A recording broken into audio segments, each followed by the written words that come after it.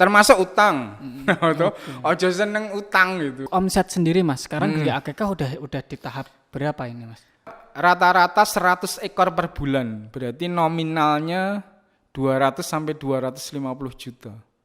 Yang penting jangan sampai di awal-awal kita usaha itu banyak digunakan untuk nyicil ya. Kerja keras kita itu akhirnya tidak kita nikmati toh, Mas. Kula nuwun, Jagongan Podcast. Oke, ini adalah sebuah podcast yang bernama Jagongan Podcast. Jadi ini adalah podcast yang nantinya akan membahas soal anak-anak muda itu bagaimana mereka survive dalam kehidupan, mulai dari kerjaan atau kemudian karir atau mungkin percintaan. Jadi kita akan membahas soal anak-anak muda. Khususnya ini nanti mungkin akan berfokus ke bidang bisnis gitu.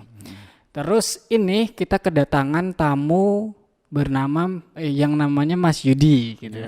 Ini kasih. dari mana Mas? Dari Gria Akikah. Oke, dari ini nanti kita akan ngobrolin soal perkembangan bisnis dari Gria Akikah. Nah, ini sebelumnya ini kan konsepnya kita green screen nih Mas. Nah, dari green screen ini karena kita nggak bisa piknik-piknik karena corona. Nah, kita podcastnya itu bertajuk piknik-piknik gitu loh Mas niatnya. Jadi mau piknik kemana nanti kita ganti aja backgroundnya. Jadi udah kayak piknik kita nanti. Saya yang belum pernah ke Eropa.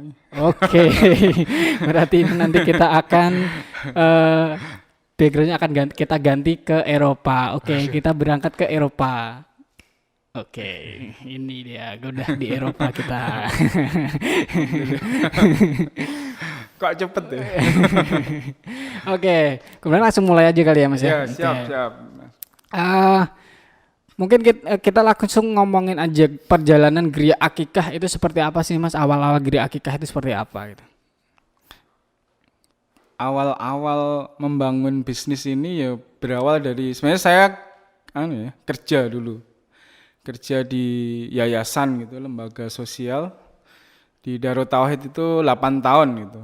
Karena sebuah takdir Allah gitu, bapak saya meninggal. Terus akhirnya saya pulang ke Klaten.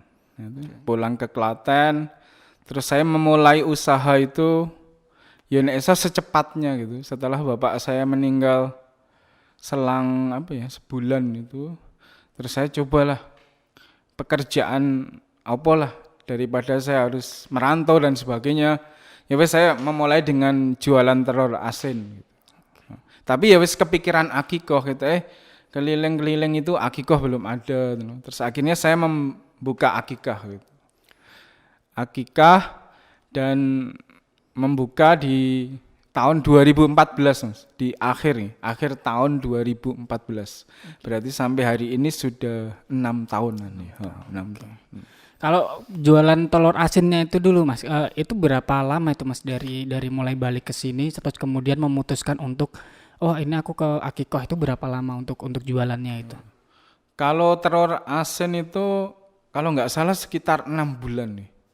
Saya titipkan di warung gitu, di angkringan. Saya kan tidak produksi ya, ibaratnya hanya reseller. Jadi kulaan di tempat kulaan itu telur, terus kita tambahi keuntungan berapa, terus baru nanti dijual ya. Dijual secara pribadi ada dijual dititipkan. Itu sekitar 6 bulan. Sembari itu saya ya itu membuka kepikiran untuk membuka akikoh gitu. Karena ya di Klaten belum ada yang membuka khusus akikoh gitu. Itu yang menjadi keinginan saya, maksudnya peluang yang saya tangkap pertama, maksudnya setelah telur asin itu ya kita potensinya besar itu akikoh. Terus langsung dari situ saya cross check data. Jadi bisnis itu ya jangan awur-awuran. Yo intuisi penting, feeling penting, tapi yo nek iso by data. Berapa marketnya lah bahasanya. Pasarnya itu piro toh? Ya coba saya ke dinas kesehatan. Di sana ada data ibu hamil, ada jumlah kelahiran per kecamatan, kadang per desa. Ternyata setelah dikulik ya, maksudnya dicari itu potensinya 17.000 jiwa per tahun. Oke, banyak banget itu di Klaten ya. Iya, itu hanya di Klaten. Nah, mungkin se-Indonesia ya jutaan. Oke. Gitu. Itu potensi angka yang harus kita kejar. Kita harus dapat paling enggak 2%, 3%, 4%, 5%. Itu kan peluang ya yang insya Allah. Kalau kita belum laku, yang harus dibenahi kitanya karena potensinya ada. Mas? Potensi 17.000, wah kok aku bulan pertama ora laku. Bulan kedua ora laku meneh. Berarti mesti ono sing salah dari Gria Akikoh. Bukan nyalahkan konsumennya, kok kowe pesen ngene aku kenapa? Tapi ya, kitanya yang harus diperbaiki gitu. Oke, mungkin dari awal-awal itu mungkin dengan modal berapa Mas awal-awalnya itu? Saya modal akikoh gitu, saya ngomong ke ibu saya juga, ngomong gitu. Ya intinya saya Bu kita ya arek ning omah wae terus.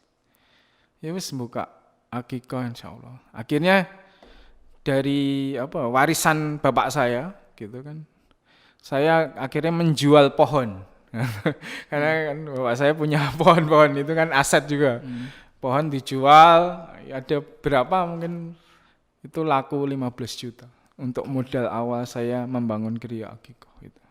Dan 15 juta itu lebih banyak digunakan untuk membangun promosi. Karena perlu diingat bisnis saya itu kan bisnis jasa, tidak perlu nyetok bisa. Tidak perlu nyetok barang seperti toko bangunan, toko kelontong karena ini jasa.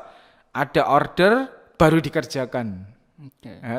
Jadi uang itu banyak dipakai untuk promosi, untuk alat masak dan sebagainya. Kita optimalkan yang ada di rumah dulu. Itu kan menghemat juga, menghemat lokasi masak ya isi di rumah, terus alat masak juga, tempat packing dan sebagainya. Ya wis dari dengan modal seadanya sih lah. Jangan terus langsung pengen modal besar, belum tentu hasil juga besar.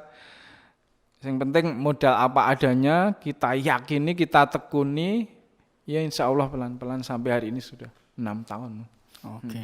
Oh kalau dari ini sendiri Mas, dari mulai bikin branding dan lain-lain itu dari mulai buka sampai dapat order itu berapa lama itu Mas? Mungkin berapa? Sebulan lebih lah. Sebulan lebih. Sebulan lebih dari promosi awal sampai order yang pertama gitu. Saya tanya ke beliau order pertama itu dari mana? Dia katanya taunya dari itu, tiang listrik gitu. Tiang listrik itu tempeli poster Gria Akikoh. Itu kan unik juga dari tiang listrik tempeli. Ya alhamdulillah dari situ namanya Pak Winarno masih satu kecamatan dengan saya. Oke, berarti ini branding itu sangat penting banget untuk bisnis ya Mas, perjalanan bisnisnya gitu. Nah, itu kayak apa branding yang udah dilakukan Gria Akikoh di awal-awal itu kayak apa aja Mas yang udah ditempuh gitu? Yang saya lakukan sebenarnya branding kadang disampaikan gini, ada juga yang berpikiran gini. Branding itu kan mengkapling satu bagian otak manusia. Jadi kita itu sebenarnya sudah dikategorikan. Contoh kita datang ke swalayan. Itu kan kategori AMDK, air minum dalam kemasan, itu kan di sebelah sana. Sebelah teh dan sebagainya. Dan orang itu kan mengingatnya cuma sedikit juga. Mungkin Mas Ridwan tak tanya, AMDK, air minerali mereknya apa wae gitu. Paling bisa menyebutkan paling 5 atau berapa. Itu kan sebenarnya di swalayan itu kan kita belajar kategori bisnis. Oh nek ning kono kayak air minum, nek di Akikoh sendiri kan juga sebenarnya ada kategorinya, maksudnya Akikoh gitu maksudnya. Dari Akikoh kan, dari Akikoh itu sudah ada satu kategori. Tapi dalam perjalanan bisnis mau catering tadi ya, itu kan melayani seluruh order. Gitu. Maka saya merisetnya gini Mas, kita riset perilaku. Orang Klaten itu cara berakikohnya seperti apa? Yang pertama tadi beliau masak sendiri dengan tetangga, rewangan, beli kambing ke pasar. terus nanti masak dan sebagainya. Yang kedua, beliau pesan di warung sate. Ya, toh. Terus yang ketiga, beliau ngundang jagal dan tukang masak panggilan yang ke rumah. Terus yang keempat, catering tadi. Menurut saya catering itu kan terlalu mengkategorikan banyak produk ya. Yo akikoh dilayani, nikahan dilayani, rapat, snack dan sebagainya. Terus saya mencoba satu kapling tadi. Satu kapling yang ibaratnya ini tadi wis lautan merah di catering. Saya keluar jadi sub kategori. Jadi khusus akikoh saja. Itu kan ilmu branding juga, maksudnya mengkotakkan satu produk, pilih satu kategori. Nek kita bicara lebih misalnya lebih ke misalnya kayak nasional gitu. Kita nggak membayangkan loh, permen itu harganya Rp500. Itu iso iklan di 11 TV nasional. Terus nek dihitung piye carane ya? Itu hanya jualan satu produk loh. Saya prinsipnya ya ngono. Mohon maaf misalnya air mineral, itu yogurt dodolan air mineral yang membedakan ukurannya, galon, cup, setengah gelas, botol. Saya juga prinsipnya gitu. Di akikoh, ya wis saya tak jual akikoh yang membedakan produknya, masaknya, terus nasi boxnya, tapi tetap benang merahnya di akikoh. Fokus di satu produk. Bisnis butuh kefokusan juga. Nah, terus kemudian yang membuat Mas Yudi ini memutuskan untuk mengambil resiko satu sub aja nih gitu. Kenapa enggak yang lain kan yang udah ini kan ada catering yang melayani apapun dilayani. Nah, itu kan kayak mereka masih ada kemungkinan pasar lain yang mereka ambil gitu. Nah, di sini Mas Yudi tiba-tiba kayak wah aku satu aja gitu dan yakin ini bakalan laku nih. Nah, ini gimana nih? Kalau kita berwirausaha, tadi yang pertama harus by data. Ya boleh ngawur-ngawur sedikit rapo, tapi paling enggak by data. Tadi saya sampaikan bahwa potensi kelahiran di Klaten itu kan 17.000 jiwa. Dan yang Muslim saya yakin semua pengen mengakikoi putra-putrinya. Masalah beliau belum bisa itu kembali ke finansial ya. Tapi dalam batin setiap orang Klaten yang Muslim, saya pastikan pasti pengen mengakikoi putra-putrinya. Angka ini kan anggap aja 17.000. Mohon maaf misalnya yang non Muslim 2.000 gitu. Kan masih 15.000 jiwa masih yang Muslim yang akan diakikoi. 15.000 dibagi 12 ada 1.000 lebih bayi. Kalau cowok setengah, cewek setengah berarti ditambah 1.200 tambah hari, hampir 2.000 ekor per bulan yang disembelih. Ini yang membuat saya optimis karena ono marketnya. Marketnya wis terhitung jelas. Kalau bisnis kita tidak bisa menghitung market, ya wis ditutup wae itu. Ya enggak? Karena ada marketnya, kalau kita belum laku berarti kesalahannya ada di Gria Akikoh. Ngopo kok produkku belum laku? Oh bisa jadi belum enak. Bisa jadi wah belum banyak fasilitas yang didapat. Wah aku pesen gunamu isih repot, isih kon jimok dhewe, isih kon anu Karena aku iki pengine sing praktis, ngopo pesen gunamu malah tambah repot kan. Nah, ya kita perbaiki, kita inovasi hari demi hari ya. Alhamdulillah sampai hari ini sudah berjalan 6 tahun gitu. Kalau dari ini kan ada biaya, tadi kan ada yang ngambil sendiri dan lain-lain. Nah, dari Gria Akikah sendiri awal-awal misalkan ada pesanan itu gimana? Kayak misal sewa mobil dulu kah atau gimana Pak? Emang udah ada transportasinya untuk ngantar gitu atau sewa gitu? Sebenarnya sekarang itu kan semua dimudahkan ya, termasuk 6 tahun yang lalu kan banyak tetangga kita punya mobil, banyak istilahnya banyak lah sebenarnya di Klaten itu orang yang belum bekerja itu. Dari awal-awal ya, karena kita harus beda. Tadi kan ada 4 karakter orang berakikoh, kita menampilkan cara yang kelima, berarti ya kita harus tampil beda. Semuanya full service. Saya dari awal pokoknya full service, termasuk pengantaran, pembuatan kertas ucapan akikohnya, terus boxnya saya buat ya semenarik mungkin lah. biar orang itu kan juga tertarik, terus masakannya ya kita inovasi, kita perbaiki, enak, mencocok di lidah itu seperti apa dan sebagainya kan, terus insya Allah lama kelamaan berproses, ya alhamdulillah insya Allah berjalan sampai. Nah, terus untuk awal-awal Mas, kayak membikin ekosistemnya itu kayak apa Mas untuk akikah itu? Ekosistem dari mulai yang ternak atau gimana, atau yang masak, kemudian untuk memanage itu awal-awalnya gimana Mas? Dari hulu ke hilir ya, karena akikah itu kan ibaratnya bisnis yang kompleks ya, dari hulu ke hilir, mulai dari penyediaan kambing, terus penyembelihan, masak, packing, pengantaran. Untuk meminimalisir modal, ya kita kerjasama. Gitu. Kerjasama dengan, ya saya dulu lebih banyak ke tetangga. Gitu. Tetangga kan ada yang ya pedagang kambing dan sebagainya, ya wes kita kerjasama. Karena ini jasa tadi, atau kan by order baru dikerjakan. Gitu. Setelah order kita pesan. Yang terpenting dari bisnis akikah juga, yang penting transparan gitu. Maksudnya ini disembelihkan benar atau enggak, disembelihkan 1 atau 2, nek cewek 1 cowok 2, itu saya laporkan, bisa dalam bentuk foto, bisa dalam bentuk video.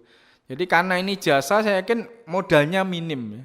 Tapi yang berat itu harus banyak dikenal orang gitu. Ya, karena prinsip jasa kan harus banyak dikenal orang dari gitu, terus akhirnya jadi pesen dan sebagainya. Nah, dari ini berarti emang awal-awalnya tuh emang kayak ngegajinya apa namanya? Orang-orangnya itu berarti gimana itu? Itu Order. awal-awal masih by order. Ada order kita bayar, tidak ada order ya nggak dibayar. Karena yang unik dari bisnis akikah itu cenderung pengerjaannya setelah maghrib sampai nanti bisa jadi jam 9 pagi.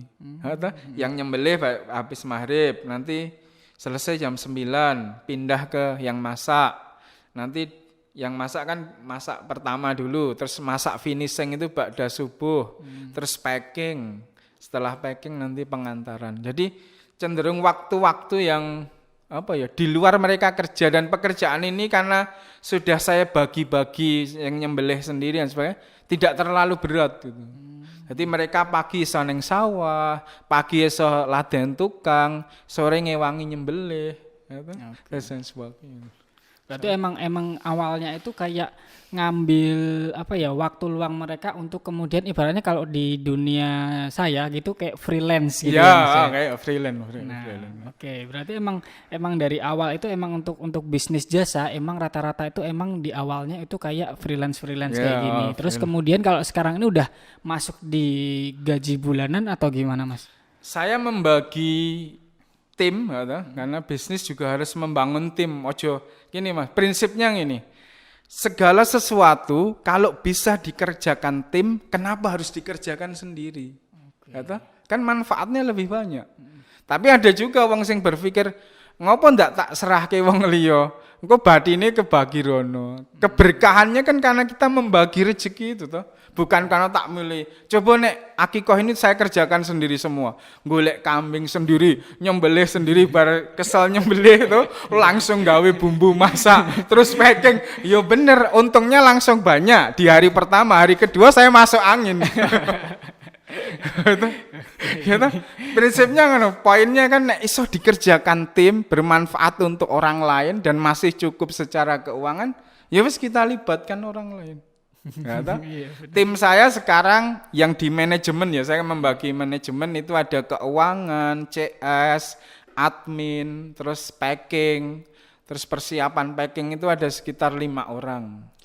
Terus di luar itu lebih ke teknis produksi, maksudnya ya nyembelih dan sebagainya itu ada mungkin sekitar 10 orang. Jadi jagal ada 4, terus koki dan sebagainya, total 15 orang. Jadi saya melayani konsumen itu hampir setiap hari, karena bisa CS sendiri tuh, keuangan, laporan keuangan dan sebagainya. Tugas saya hari ini ya tinggal memantau dan membantu kalau pas saya ada kesempatan. Oke. Kalau untuk omset sendiri Mas, sekarang Gria Akikah udah di tahap berapa ini Mas?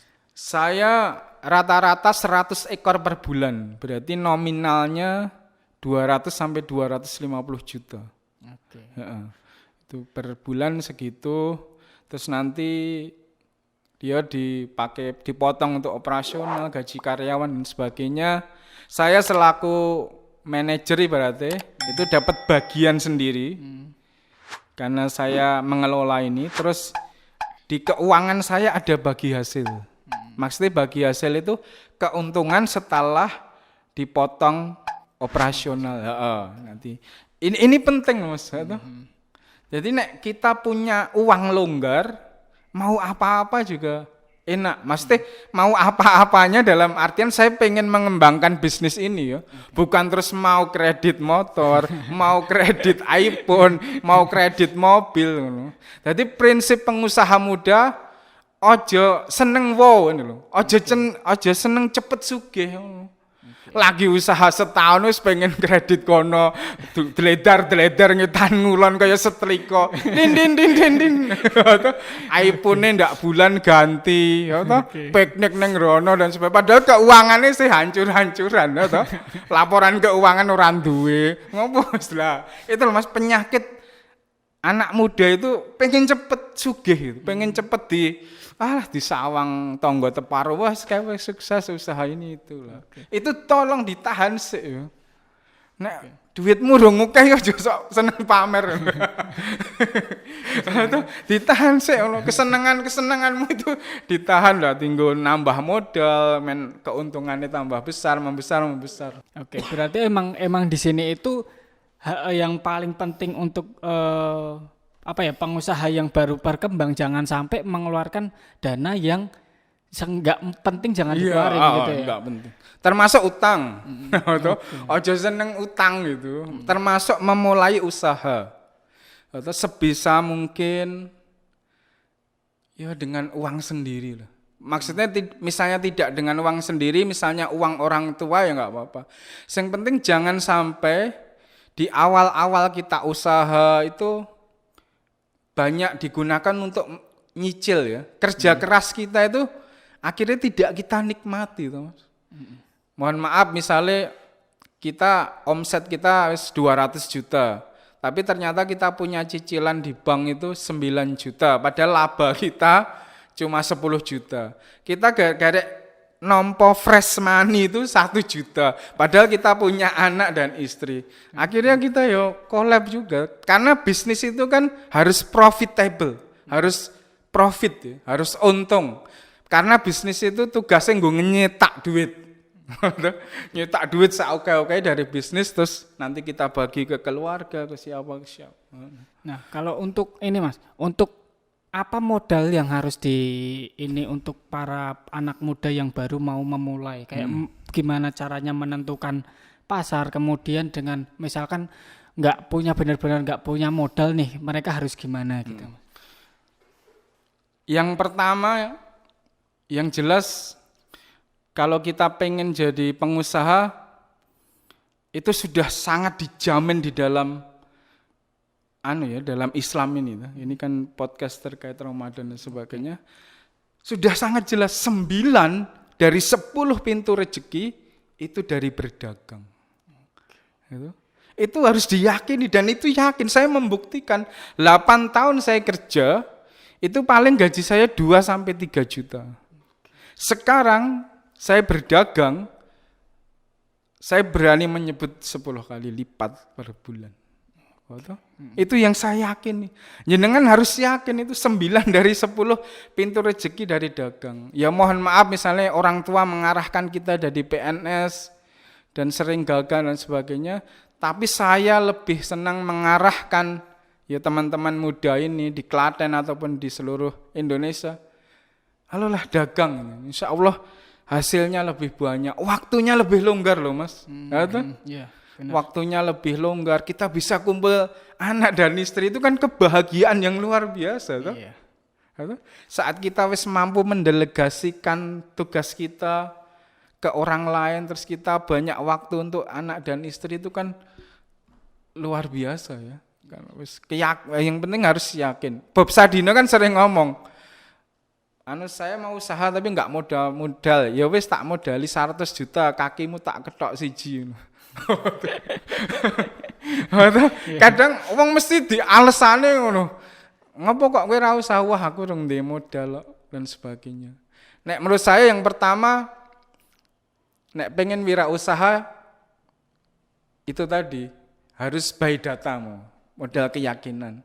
Saya memberikan saran sederhana gitu, cara menghitung potensi. Misalnya kita mau buka usaha ayam potong Mas ya. Piye cara menghitung potensinya? Anggap aja ini di Kecamatan Klaten Tengah. Klaten Tengah itu penduduknya 80.000 jiwa. 80.000 jiwa. Terus per kakak itu ada 4 orang. Berarti 80.000 dibagi 4, berarti ada 20.000 jiwa. Anggap aja konsumsi ayam per minggu satu keluarga itu minim 1 kilo. Anggap aja ya. Berarti kan 20.000 kakak dikali ayam sekilo itu 35.000. Berarti ada sekitar 700-an juta sekian. Itu per minggu. Berarti nek dikali 4 1 bulan ada 2,5 miliar. Itu potensi ayam potong. Itu wis tak ambil yang minimal seminggu konsumsi ini cuma sekilo. Padahal ada yang lebih dari sekilo. Jadi bisnis itu harus by data. Oh ternyata potensinya 2,4 M. Nek aku buka ayam potong targetku 1% wae lah sebulan. 1% wae berapa puluh juta kan. Nah itu harus dihitung Mas. Maksudnya tidak terus ngawar nganggo intuisi ngawang-ngawang, nganggo ilmu kebatinan tak batin. Kita aja mau target calon istri itu kan nggak bisa dibatin. Wah aku naksir kae tak batin terus bertahun-tahun baru kono nikah. Padahal aku naksir lho. Lah ngopo ora tok omongke. Tok batin terus nganti mengendap ning jiwa terus gitu. Ya gitu harus gitu. Sama ini mungkin ini Mas, bagaimana menghitung BEP sama kemudian bisa mulai ngambil untung. Kan awal-awal biasanya kalau orang udah usaha, oke ini udah dari usaha tapi dari kayak punya Mas tadi berapa tahun untuk ininya kira-kira? Ya, hampir 2 tahun. Nah, hampir 2 tahun baru bisa ngambil keuntungan gitu. Nah, apa ya? Maksudnya untuk tips agar bisa puasa dulu untuk setiap keuntungan itu untuk pengembangan gitu. Karena saya berbisnis ini dari nol sebenarnya banyak kesalahan Mas, trial dan error dalam menentukan harga jual. Saya mungkin awal-awal banyak rugi tuh. Misalnya biasanya masak kambing aja dulu saya awal cuma 150.000 dan sebagainya. Nek saran saya ke pengusaha yang mau memulai, tolong itu cost structure itu dihitung detail ya.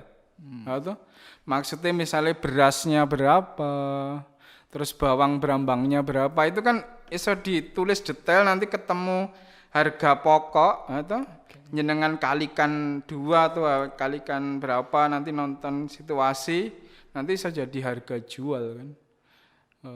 Terus nanti wis hitung detail lah. Nanti saya bisa ngajari itu loh maksudnya. Karena dibahas di sini kan dengan finansial keuangan. Tapi intinya harus dihitung detail nanti baru ketemu harga jual. Terus nanti ya termasuk operasional kalau bisa dihitung sedetail mungkin ya. Termasuk nek jenengan pengen membagi tadi gaji pribadi sendiri, bagi hasil sendiri, terus penyusutan alat sendiri, terus pengen tahun depan tuku mobil operasional sendiri nek iso kan detail nanti dari laba itu dari. Tapi kalau kayak gini biasanya ada ini enggak sih Mas kayak rumus seenggaknya untung tuh harus sekian persen gitu. Nek saya sih dalam hal ini saya pengen dalam bisnis itu kan harus banyak membahagiakan konsumen juga. Ya kita bukan berarti terus menjual itu murah, bukan toh. Tapi paling enggak ada servis-servis lain yang kita berikan di samping itu, di samping apa yang misalnya ya kambing masak, saya kasih servis pelayanan gratis, terus bonus ini, bonus itu dan sebagainya. Nek pada prinsipnya nek di kuliner menurut saya ya enggak ada sih. Harus berapa persen gitu. Nek dulu di buku itu kalau enggak salah N kali 5 ya biaya produksi buku itu dikalikan 5 jadi harga jual. Tapi nek di kuliner mungkin nek hitungan saya mungkin kotornya 30%. Kotor, keuntungan kotor itu 30%, nanti dipotong operasional, mungkin saya dapatnya ya 10 sampai 15% bagi hasilnya di luar gaji. Oke. Berarti emang dari 30% itu ibaratnya kayak 15% untuk operasional, 15% itu untuk keuntungan ibaratnya kayak geria akikahnya gitu kali ya. Geria akikahnya. Karena geria akikah kan butuh infrastruktur juga misalnya bangun dapur, beli mobil operasional dan sebagainya. Nah, itu tidak di-set dari awal, kita akan utang. Wah, utang wae lah, ngono nanti dicicil, utang wae lah dicicil. Dan nek iso itu ditahan ya, jangan seneng dikeluarkan. Atau wis duwe keuntungan diingok, wah 200, wah keuntunganku tahun iki 100 juta, wah. Iki nggo DP wae Honda Jazz. Itu loh, penyakit-penyakit anak muda itu nek iso gak disuntik mati, bukan maksudnya disuntik mati penyakitnya loh, turun. Keinginan untuk cepat wow itu loh. Benar. Nah, mungkin ini terakhir sih Mas, karena mungkin ini udah kurang lebih 30 menit. Ini kesuksesan menurut Mas Yudi ini kayak apa sih?